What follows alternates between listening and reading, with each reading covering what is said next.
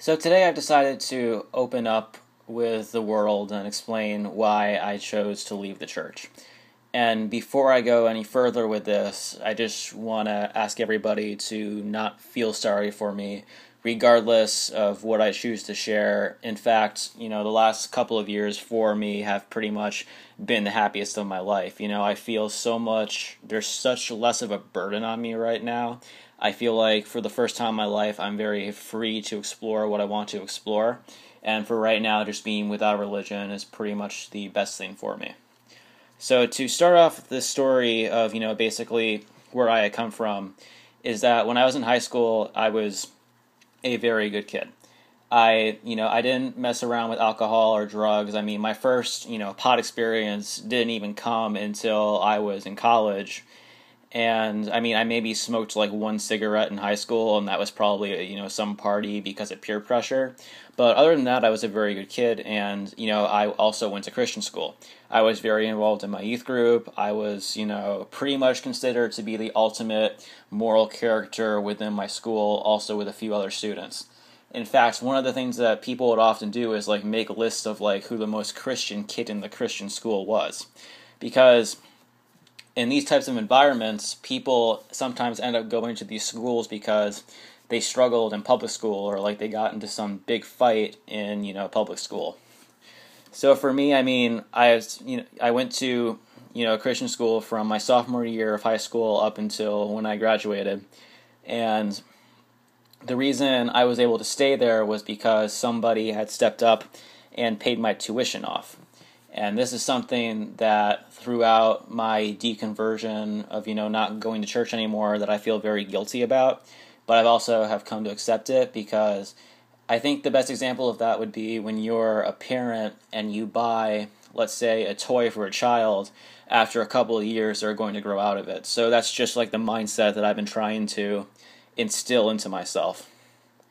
So as far as Christian school goes, I was very involved in it. I was a great student in like Bible and whatnot, never fooled around or anything like that. I also was always the single person, the single guy in my group of friends because I unfortunately got hung up with the idea of that there's a perfect person out there for you. And my problem was that I would meet a girl, get so completely attached to her because I thought that this was the person that, God had set apart for me. And I costed myself probably quite a bit of, more positive experiences that I could have had because, I just held on to these girls for so long. And I would like one of them for years and just be like a complete creep toward her. And it just, needless to say, it didn't work out. So that was the Christian school side of it, and then there also was the youth group side of it. I got very involved in my youth group around high school, and I was always, I never missed a day there. Well, some kids were kind of doing stuff that was considered, unchristian or unorthodox. I always also tried to be the good kid and the good example there. I was, on the youth group band, I also was in the group of like, the popular youth group kids where it's like, depending on what the size of it was, is that there would be these, 10 or 11 kids that were probably like the most well-known. Everybody, was friends with them, and then they were basically all of the others. So I kind of was pretty much a part of this group. I like to think so at this point. And, my youth group was basically, I'm going to say like 400 people at the time. It's funny too because the church that I had attended was also very under fire as far as, other local churches go. They did some things that were very unorthodox. They did controversial messages, controversial ways to get people to go. They actually did this one thing, which, looking back is actually fairly admirable. They were in a financial crisis and gave away $40,000 to the congregation to basically spend or help another family in need. So, I mean, out of every, things that this church did that I don't necessarily support and caused me to leave it, I do ultimately admire that they would actually go out to help the needy. So, yeah, I was very involved in, youth group, and then once my senior year hit, things had started to change because,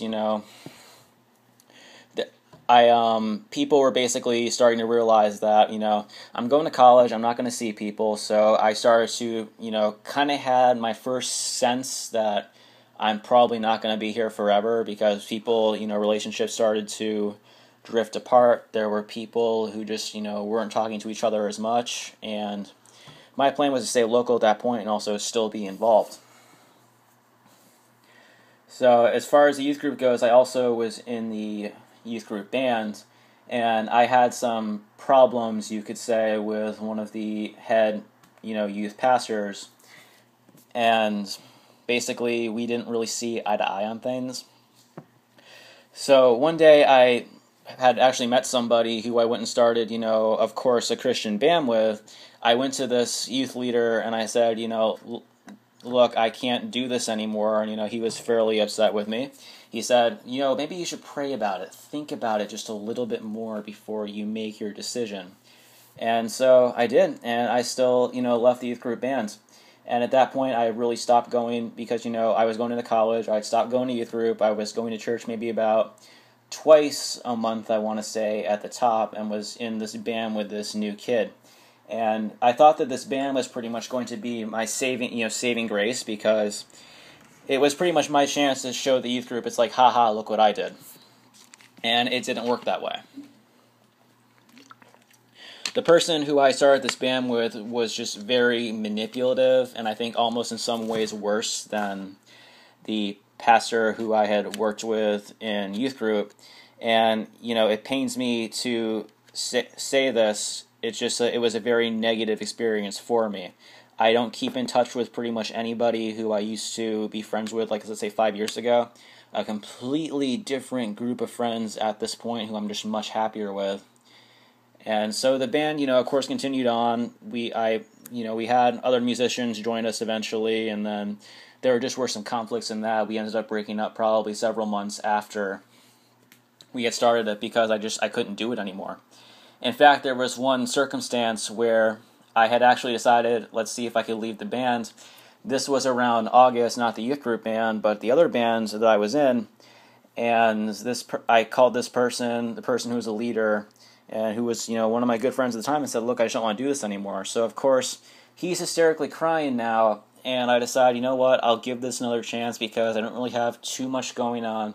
I'm at my freshman year of college at this point, and I'm really just not involved in anything else, because I, of course, am still in that, whole Christian bubble that, people in the church are very, for the most part, just trapped in.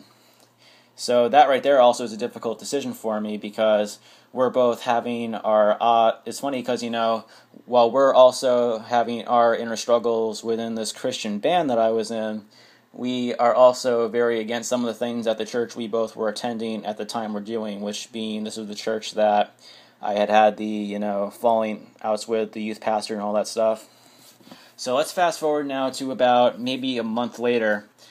I get a call from my sister, and she says, hey, turn on the news. And I'm like, what's going on? And she says, that youth pastor that, you had that trouble with? And I'm like, yeah. She says to me, he got arrested for molestation, right?